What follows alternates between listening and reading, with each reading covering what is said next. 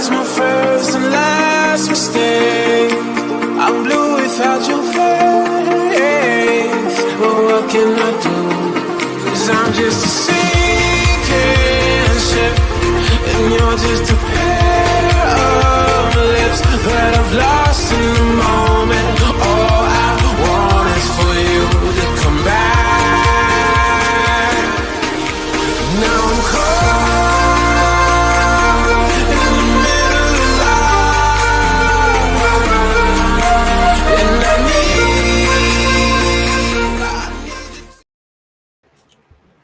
Greetings, everyone, and welcome to another edition of the Red Pill Diaries. I'm your host, your brother, and your friend, Rashid, and I'd like to thank you all for giving me another hour of your day and another day of your time. Welcome to the most powerful platform for truth, bar none, on God's green earth. This is your platform for education, elevation, and edification. This is the Red Pill Diaries. As we wait for my guest, Kiji Noe, to come in, we'll talk about a few issues. Hopefully, it won't be long before he comes in. Hold on one second.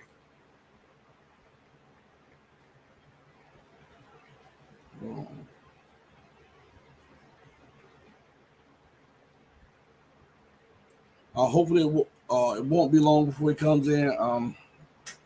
But I want to thank you all for joining me. There's so much to talk about, so much to go over. And I was thinking about how the politics of the so-called rules-based order is a politics that just doesn't work. The politics just doesn't work.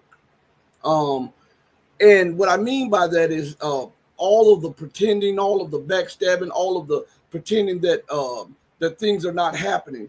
Let me give you an example of what I'm talking about, and maybe this will open your mind to a few things. Like with Russia, how Russia purposely says certain things, and then the United States and NATO will go right behind it and do it, and Russia will pretend like it's Ukraine. Or how if China says don't patronize us with Taiwan, and then the U.S. goes and does it, and they act as if it's not done. But as soon as you do something to the United States, it's hell. All hell breaks loose.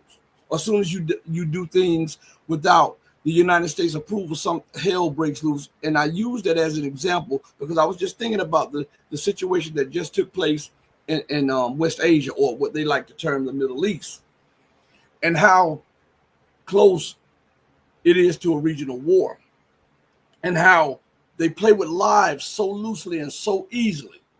Look at what's going on in Palestine, and how even when the brutal strikes between the U.S. and Israel and Britain and NATO over Iran and vice versa took place, the Israelis were ethnically cleansing the Palestinians. Dozens of people were still being bombed and killed daily. And I'm talking about just over an extremist view is that you have an inherent right to that land. And the so-called Muslim world is so ineffective because they wait for the UN to give an order, or they wait for, they do all of this politicking and then condemn something. And while they're condemning it, the backdoor deals with Israel, like what Turkey is doing, what Azerbaijan is doing, right? The backdoor deals. And then before the public, they pretend as if they're outraged. And just think about what I'm saying, all right? Erdogan. When Assad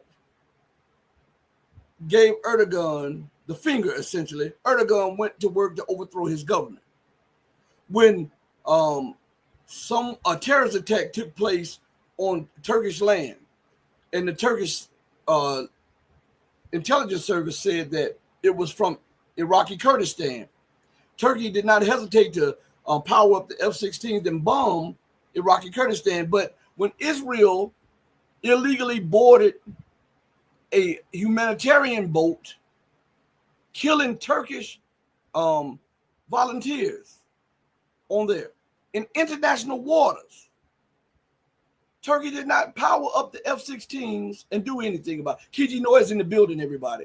I was the hypocrisy is astounding. So I'm gonna bring Kiji in, and I'm and we'll talk over these issues. How are you doing today, sir? I'm doing well. Good to be with you. It's been a moment. Yes, it has been, but every time you're around, I get a lot of wisdom from you. So I'm going to ask you, Kiji, what is going on in West Asia um, with Iran, Israel, and I would say the NATO project, because Israel could not have done what it did without the backing of the U.S. and NATO. Well, certainly this is a U.S. NATO project. It's been a plan that has been explicitly mapped out, for decades, and most certainly at least since 2009. It's part of the U.S. Plan for global domination. And Iran was supposed to be simply a stepping stone, if you will. That is, they want to take out the pillars of the burgeoning, growing multipolar world, which is this counter hegemonic escape from essentially 500 years of Western colonization. And Iran was a very, very key player in that. And so they wanted to knock out first Russia, bleed it, put it on the bloodletting table, and then pivot to West Asia, Iran, using Israel as their proxy. And then that also had its own kind of internal logic and sequence by knocking out Syria and also Hezbollah in Lebanon, and undermining the axis of resistance, and then going, for the jugular against Iran. And of course, that seems to have failed, or it seems to have run into an obstacle at this current moment. But they'll be back. The ceasefire is only a temporary measure. It's this measure. It's this game of, good cop, bad cop. It's Jekyll and Hyde game going on right now. I don't think Iran is deceived. But we have to understand this as a kind of a larger global project where the empire wants to maintain its imperial control over the planet, and the global south is rising up. As the global south is rising up, there are three key power players, centers of gravity, if you will, that are resisting and creating a gravitational pull for further transformation. And the US wants to prevent this from happening, and it's using proxy wars to do that. And it's not going so well for a variety of reasons that we can get into in more detail. So, why do you think Iran is still willing to participate in the the International Atomic Energy Agency, when they have irrefutable proof that the the International Atomic Energy Agency, was passing intelligence on to the U.S. and Israel to assassinate professors and to assassinate scientists and RGC members? They have ample evidence, and yet Iran is still willing to participate in that. Why is that? Well, I think it's a little bit too early to tell. I think I think it's still unknown what will happen. But certainly, I think the allegations against the IAEA are really, really important. I think Rafael Grossi, the Director General, has a lot of explaining to do. And I was just on another show. The analogy that I gave is, the IAEA is a little bit like the planning department of nuclear development. If you want to develop your property, build a house, fix your house, you go to planning, you get a building permit.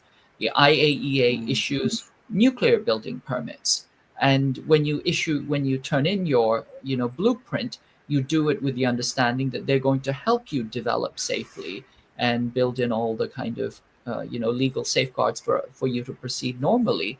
And instead, this is as if the planning department looked at your blueprints and said, yes, let's give this over to the mafia so that the mafia can enter your house, and rape you and rob you and kill you. That's essentially what it looks like the IAEA has been doing, and also surveil you. So it's an extraordinary violation of any notion of rule of law, of global institutions. And I think Grossi should be hauled before multiple tribunals and have to explain what he was doing. But yeah, it's a fundamental breakdown. And I would be surprised if Iran continued to be part of the NPT. I think that they have, like North Korea, they have legitimate legitimate cause to withdraw, both for their safety, but also for the fact that they've been completely undermined and betrayed. The perfidy of these kinds of actions by international institutions is beyond belief. So we know that when there were strikes back and forth, we saw the devastation on the Iranian side, and Israel put up a blanket censorship on their side. And yet they were reporting after all those strikes, there are only 24, 25 people were killed and a few hundred were injured. How is that even possible when buildings were destroyed, whole blocks were destroyed? I don't know. I mean, I think it may be just the power of propaganda, this magical power that creates the world as it wants to present itself. I mean, there is a factor that Israel has a lot more bomb shelters, and Iran was not directly striking civilian centers. They were, for the most part, as I understand it, aiming for military targets or military related targets, intelligence targets, etc. So I think Iran was conducting itself as it should, in following the rules of law as best as it could in this chaotic manner. And clearly, what Israel was doing was targeting, civilian structures. Just blowing up entire buildings because it considers that there's possibly one target in there. So I think the kind of amoral asymmetry may explain the large casualty rates. But I do think the key thing to note is the fact that the Iranians were showing the damage. They were transparent. They were showing this is what happened, and this is what's going on. And the Israelis were climbing up and hiding what happened. So that lets us know probably that the battle damage is much more severe than the Israelis are willing to acknowledge. And I think that speaks once again to the kind of strong deterrent capacity that Iran was able to exercise. I don't think that that the Israelis would have really come to the table unless they had been severely battered, and it looks like that was the case. Simply the fact that they're hiding and covering it up lets you know that it's much worse than what is actually revealed. On that matter, following you up on that, why would Iran go for a ceasefire when they have them on the ropes? Because what the U.S. and Israel and their proxies like to do is rest, rearm, and recalibrate. Even though Iran was taking damage, it was dealing out more damage, and it could have. We saw that the interceptors were almost depleted, and we see that the U.S. and Israel became panicked from the little information that we've gleaned from what happened during the strikes. Why do you think that Iran allowed Israel a breather? It's a good question, and I think there are arguments for both, right? Whether it should have pressed its advantage. If it did have an advantage, it's possibly very likely. Certainly, in terms of attrition, purely in terms of the math, it does have an advantage because, for every missile that Iran shoots, Israel has to send 2 to 10 interceptors, and those interceptors are incredibly expensive. The missiles themselves may not be so expensive. So purely from that standpoint, from a financial, from a bean counting standpoint, Israel was already starting to be depleted and losing the war. Should Iran have pressed its advantage? I think there's an argument that could have been made there, but I think there are many factors involved. I think the fact that the United States was also threatening to get involved, the fact that both that Iran, the United States, and Israel both have nuclear weapons. I think these are important facts. Is it possible for a powerful country to fight two nuclear armed nations at once? I think that sometimes you have to, discretion is the better part of valor. And I think that even inside the situation, remember the US bombed Fordo and other nuclear plants, claimed to have destroyed them completely. But if you look at the Iranian retaliation, it was very, very symbolic and minimal. They did the absolute minimum. They telegraphed what they were going to do, and then they, sent something which was really a symbolic act. The fact that they sent a symbolic gesture signals that probably the damage to Fordo was trivial or only symbolic. Even the U.S. intelligence are saying that it's only put it back a few months, if even that. So I think that the damage of the U.S. attack was insignificant, and therefore Iran felt comfortable making a symbolic gesture back, simply a shot over the bow, not a complete all-out war.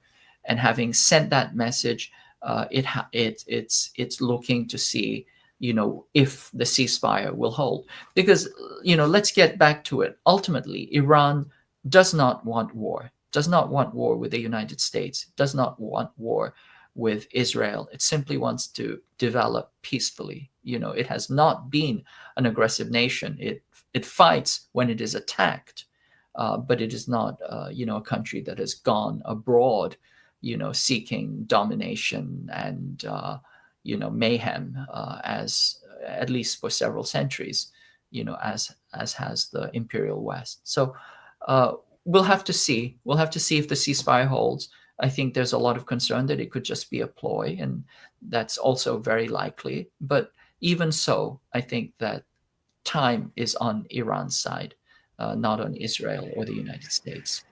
I want to play this short clip, and I want your take on this as soon as this plays. We spoke with the research director at the Valdai Discussion Club's Foundation for Development and Support. He believes that the U.S. was kept in the loop regarding Israel's latest plans to attack Iran. In this particular case, I guess that to launch a major war with absolutely unprecedented consequences, that would not be happening without the notice to the United States. Another thing is that Trump could not give a clear indication that he agreed. He might demonstrate that basically he understands the logic. And Israel did interpret this as a sign, go ahead. Anyway, at this point, whether Americans knew or not, we see that Trump actually, he's still talking about negotiations, but it's not about negotiations anymore. He now says that Iran has to accept everything Americans are proposing, or face fatal and terminal consequences. So it's not about negotiations from my point of view. Maybe it is a Trumpian style because he sometimes believes that the tougher demands, the easier to get to conclusion, something which normally worked in his real estate business, but international relations is something else. So, in words, he was saying that this could not have happened without the U.S. approval.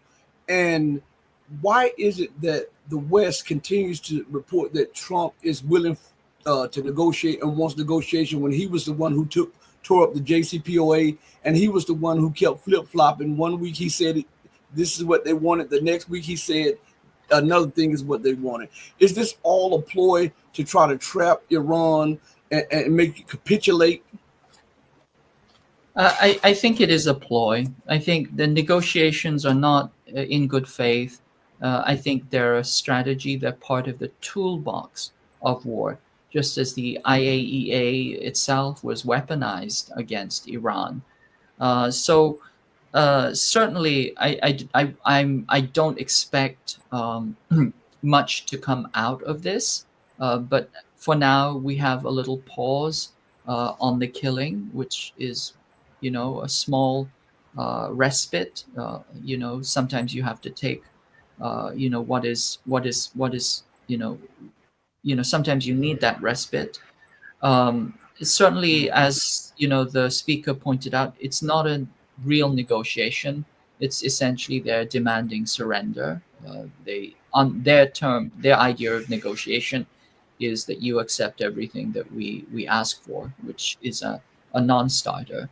But going back to the larger picture, was the U.S. involved in it? Of course, we know the U.S. was intricately involved in this. This is like multiple administrations had been planning this out. It goes back to the 90s or even before that, but certainly the US, had prepared this thoroughly, and they were using Israel as their attack dog. When they say, oh, the attack dog, behaved by itself, well, that's because you put it off its took it off the leash, and you were in the meantime feeding it steroids, right? So it's all the policy paper, the leave it to BB, this was has been thoroughly analyzed. Essentially, this is a U.S. plan. It's a U.S. plan to use Israel as a proxy to further its imperial goals in West Asia.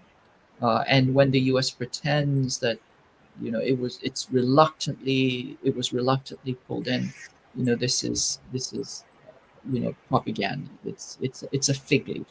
It's anytime the U.S. uses the words enmeshment or pulled in uh, regarding its vassals, you're being lied to. It's like this. It's that um, the ventriloquist will sometimes pretend that the puppet is telling them what to do. But you have to understand, underneath the puppet is the ventriloquist's hand. That's what's going on. Someone in the chat says, could thorium be a good way to go? Let me highlight it. Could thorium be a good way for Iran with nuclear energy? Maybe it's too soon for China to share the technology. I'm not sure, but I heard it was more difficult to weaponize, safer, and greener. Before you answer that, Kiji, I think it's not even about enrichment. I think it is more a play on subjugating Iran under any excuse. Yeah, absolutely. It is about subjugating Iran. It's about regime change. The U.S. has never forgiven Iran for taking back its sovereignty in 1979. Remember, 1954, the U.S. overthrew a democratically elected government, put in one of the worst dictators, of that period, literally. Created a police state. And right now, the son of that dictator is saying that he's going to go back and bring human rights to Iran. Is absolute and total absurdity. These are the people who destroyed human rights, that turned the country into a police state. So you know we should not be deceived by any of that propaganda. But yeah, it's not about it really is about regime change. They want to destroy Iran, or at least subjugate it to the point that it is simply a vassal as the other countries in the area. But yeah, the larger picture, yes, thorium is a possibility. And one of the reasons why is it's a way of generating uh, nuclear power without many of the risks involved. The US also had a thorium program, but it it got rid of it because it wasn't leading to weapons. You couldn't weaponize thorium, so can't use that. It always has to be about war and weaponry. But yes, I think that China has done some extraordinary things with molten salt thorium reactors. I believe that these are the future, or at least a significant part of the future of sustainable energy generation, along with all the other things that China's doing: solar, wind, uh, etc., wave, etc. All of these things are, it's an entire different topic, but just tremendously positive things that are coming out of China in terms of a complete and total transition to sustainable energy. And at the same time that China is developing these technologies, it's sharing them almost as a public good with the rest of the world. And so there are tremendous possibilities there. I think the thorium is still a few years off, but China's shown proof of concept that you can have a functioning thorium reactor. And I don't think it will be long, perhaps 5, 10 years, where they will start sharing this technology. But in the meantime, Iran also has the right to develop its nuclear power as it sees fit. And also the other issue is that I think it's pretty clear that Iran needs its own nuclear deterrent. The choice that uh, Iran is facing is: are you going to become Libya, or are you going to become North Korea? And I think that they will make their own decision. But certainly, the indicators, or the logical choice would be to become like North Korea. And I also believe that the push to subjugate Iran has a lot to do with the underbelly of Russia and China, specifically China. They believe that if they could suppress Iran, they can control the Belt and Road project of China. They can control the sea routes in the Persian Gulf and the Arabian Sea, along with the Malacca Straits. They can essentially have China's economy by the throat. And I believe that is one reason why Iran plays such a strategic part in their plans to subjugate China. What do you say on that, Kiji? And what are your thoughts on them pushing so hard to defang Russia and also to go after Iran with such passion? I think you're right. Ultimately, the goal is to prevent the rise of a counter hegemonic multipolar world. This is the global south arising and trying to strip itself from the shackles of 500 years of Western colonial imperialism. There's a sea change happening. These are tectonic shifts that are happening. And the key facilitator, or the key center of gravity of this, is China. It's China. As China becomes more and more powerful, there's more and more countries will and are being pulled into its orbit.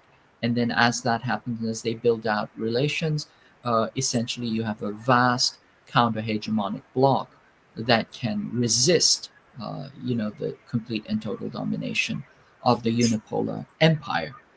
Inside that, the US also has its counter strategy, which is to use choke points. So certainly the Straits of Malacca are one choke point. That's why there's all this, weaponization of the South China Sea against China, which is why the U.S. is, constantly stirring up trouble, because they know that as soon as they choke off the Malacca Straits, that's $5.3 trillion worth of China's trade and 80% of its fuel oil.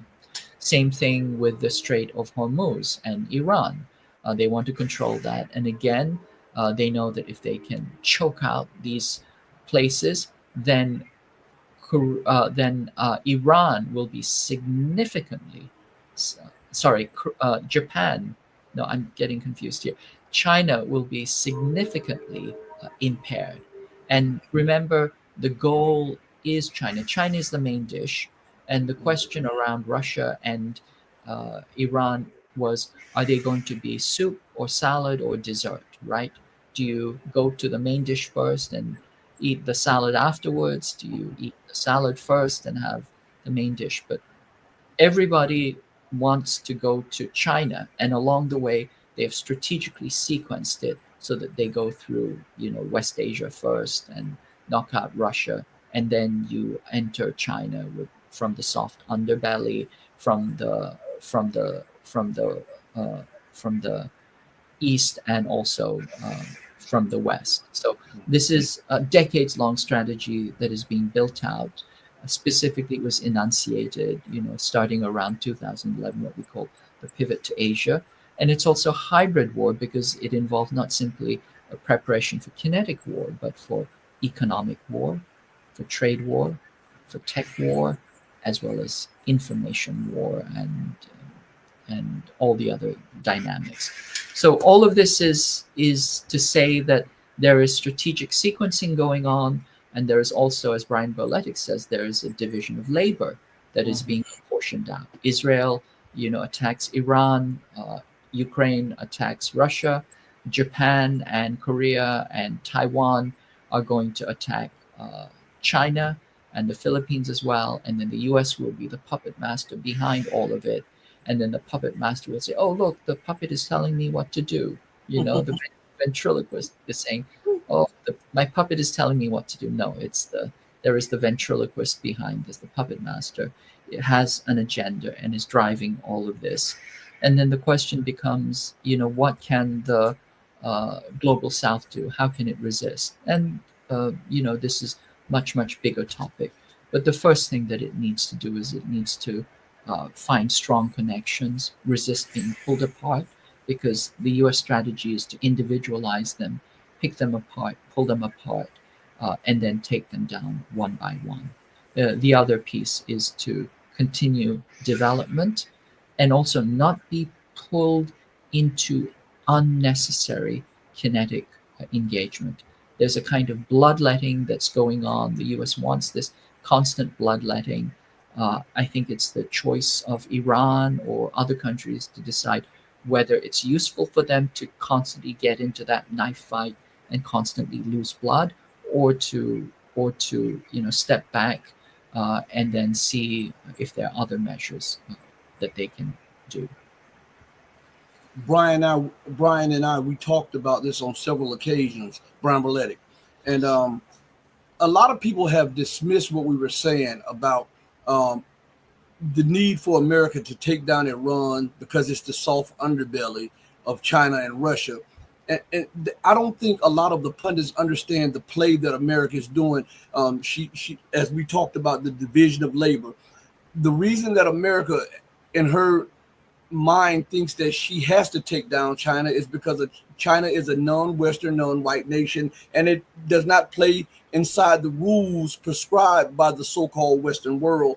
So, Kiji, what do you say about the pundits and the alternative media that dismisses the part where we say that Iran is a strategic aim of the United States as it tries to move on China?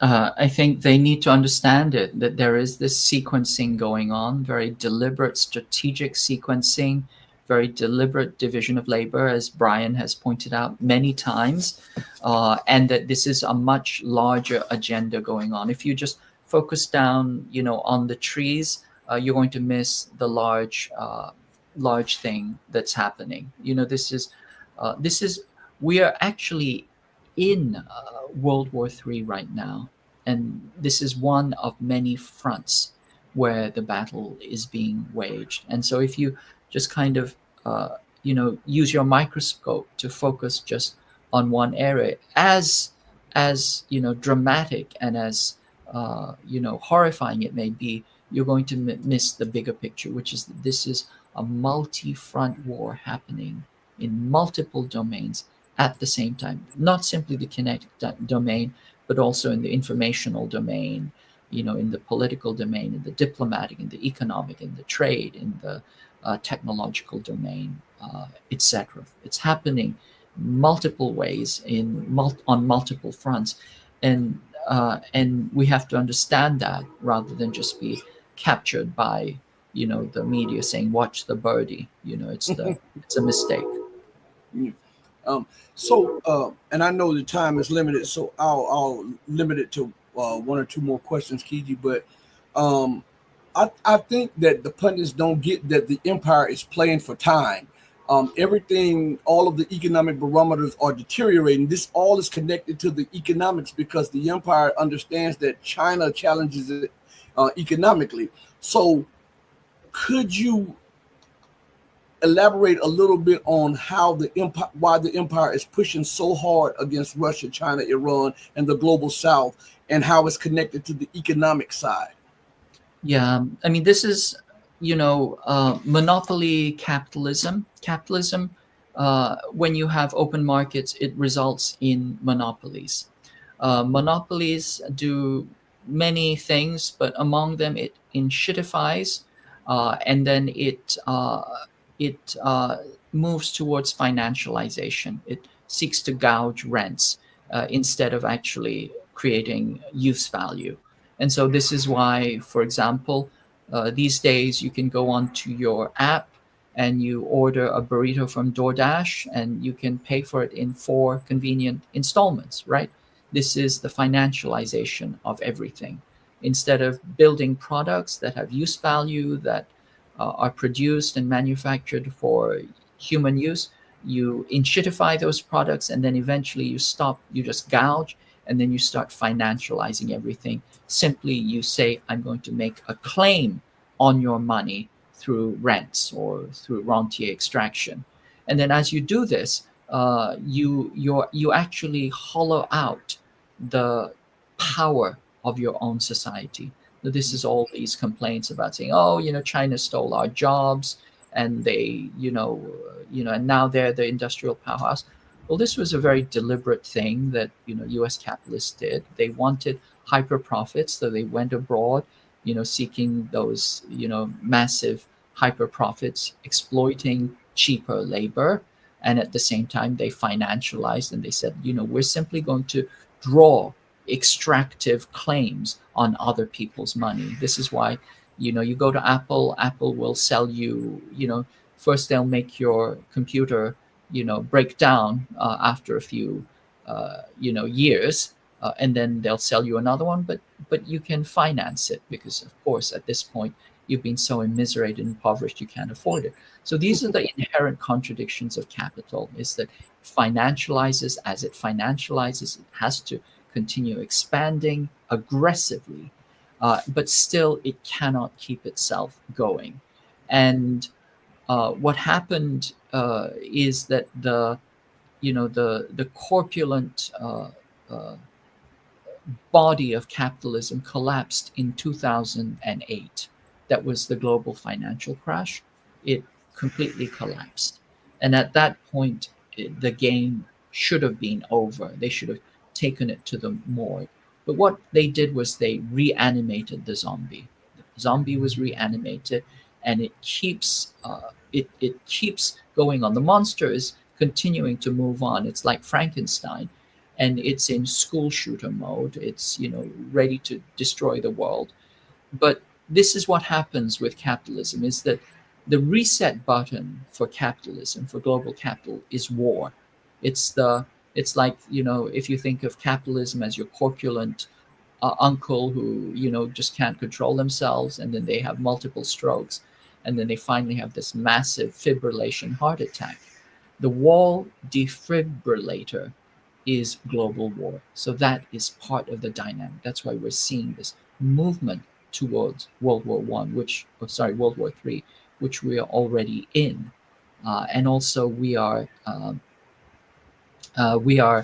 So this is the logic of capital, to use war to reboot its economy, and it's also the logic of empire to see if it can keep its vassals under its boot, uh, uh, as it even as it starts to completely unwind itself.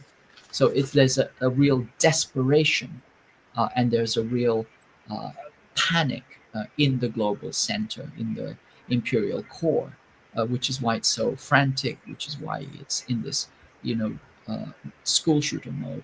But ultimately, it knows that it needs to take out China, and it needs to take out the pillars of the multipolar world, and to put them back down under this global extractive regime.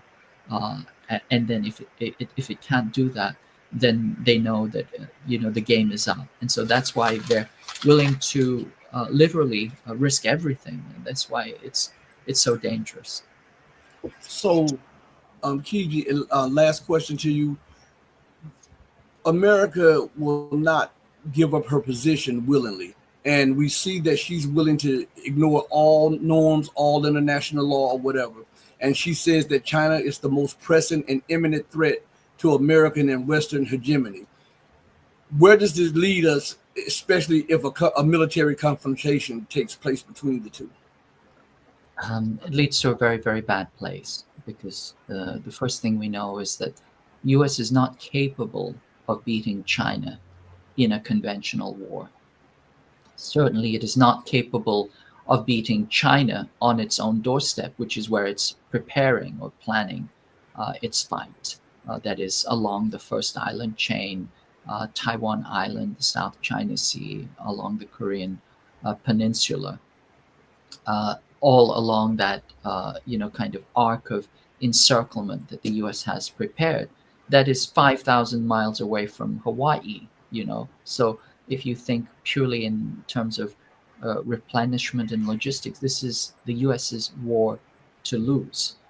In fact, if the U.S. were to go to war against China, it would actually be attacking its own supply chain, because most of the manufactured goods that the US uses, including what the DoD uses, are manufactured in China, not the least of which are rare earth elements, which are, contrary to most people's belief, they are very rare, because if you ask people to name three, they won't be able to name them.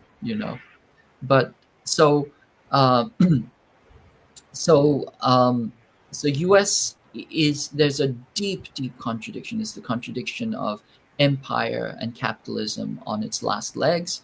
It's also the contradiction of attacking its own supply chain, and it's also the contradiction that it really is out of capacity. It cannot fight and defeat China in a war, or a conventional war. So then what that lets us know is that there is the nuclear option, which is being prepared. And if you look at all the policy papers, and if you look at all the strategic design, and if you look at all the kind of staging that's happening on, it is all dual use in preparation for nuclear attacks. The US considers tactical nukes to be usable. The Tomahawks that they're putting on the first island chain, the Typhoon missiles, all of that, these are nuclear capable or dual nuclear conventional capable weapons platforms. So I think that the idea is to nuke China, as they've wanted to do since 1949 and multiple times in 1958, 1962, etc. So I think nuclear war is being prepared. And the arrogance of the United States is that it thinks that if it has a nuclear strike, that the Chinese will back down. That's not likely. Essentially, we will simply continue to go up the nuclear escalation ladder, and the entire planet will be at risk. This could destroy the entire planet. But the danger with the United States is, first, you have idiots who think that they can fight and defeat China through either, maybe through conventional war, or at the very least through a nuclear sucker punch. That's what they're planning, a nuclear sucker punch. They think they could throw the first nuclear sucker punch and that will be lights out. No, that's not going to happen, just as it didn't happen for Iran. The Israelis threw that, sucker punch, and it didn't happen. They went to the floor, and now, Israel is licking its wounds. But the US ruling imperial elite thinks that they can throw the sucker punch and defeat. And there's a technical term for it. It's counter, counter force strikes. They wrap it up in, jargon, but essentially it's a nuclear sucker punch. That's one danger. And then you have the millenarian fundamentalist Christians in the administration who believe that they're on a crusade against China. The Secretary of Defense, claims that he's a crusader, that he's crusading against China. Same thing with Elbridge Colby. He just puts a kind of nicer package on it, but essentially they believe that they have to destroy China. And because they're millenarian Christians, they want the apocalypse. For them, the apocalypse happens and they will be raptured up to heaven. And that is a fundamental conflict of interest. Nobody who believes in the rapture or in the apocalypse should be holding the levers of power. Certainly not the nuclear button. And then the last piece of this is, eventually, if we have this kind of war, everybody dies, right? But there are sectors of the ruling imperial elite who think that they can survive a nuclear war. And they're building their little bomb shelters. Mark Zuckerberg has built, a bomb shelter in Hawaii. He thinks, he and Peter Thiel and these other people think that they can survive a nuclear war, that they will, take the initiative to China, destroy it, and then duck and cover inside their shelters. Possibly that's what they're thinking. But ultimately, what it boils down to is that these people are already dead. Peter Thiel already looks like death warmed over. He is the, warmed over corpse of Roy Cohn, and because they're so dead spiritually and morally inside, that they don't care. I think there's a fundamental nihilism that drives their strategizing and thinking, that because in some sense they're already dead, they don't care if they kill off the entire planet. So this is what is so dangerous. And this is also the caliber of leadership and the influential parties around the leadership that we have in the US right now. That is what we have to challenge and resist and essentially do everything we can to prevent nobody wins from a nuclear war, but these people think they can. Once again, Kiji, you hit it out the park. Every time you come on, I learn something. You're so articulate and eloquent and everything.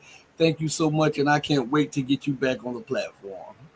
Thank you. Always a pleasure. And it was too long. Be blessed and be safe. Thank you a million. And I'll send you the video. Thank you so much. All right. Everybody, we've had an eloquent, magnificent guest on the show. I'm telling you, I love when Kiji comes on. I learn something every time he comes on. Everybody, listen. Thank you for joining me on the most powerful platform for truth, bar none, on God's green earth. I want you to hit the like button. I want you to share. I want you to bring a friend, a family member. Let's beat the algorithm. Join all of the platforms that we have. If you like true independent media, this is the place for you. No biasness. Just straight fact shooting. You may disagree, but we're adults, so sometimes we'll agree and sometimes we don't agree. But as long as we have constructive conversations, we can build on that and come to some type of educated solution. On that note, I gotta say it, as I always say, do right by others, not because there's some material gain or because some accolades are involved in this. Do right because it's the right, humane, and the godly thing to do, because even when no one else is watching you, God Almighty is watching you. He may sit high, but as my mom says, he looks low. I love each and every one of you who loves truth, but know that the love that I have for you will always pale in comparison to the love that God has for you. Until we next speak again, stay strong, stay true, but above all things, remember to stay righteous. And before we go off there, remember tomorrow morning, we'll have I believe, I forget which, we're gonna have a whole bunch of guests coming up in this week, next week, and the following weeks after that. So you gotta join us, and you gotta do your part. Hit the like button. Hey mama, your baby boy loves you more than life. Thank you, everybody. Deuces. We're out of here. Peace.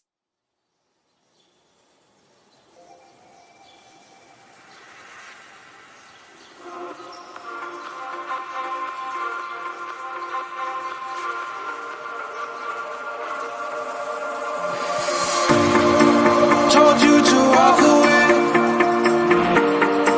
That was my first and last mistake. I'm blue without your face. But what can I do? 'Cause I'm just a sinking you're just a pair of lips that I've lost in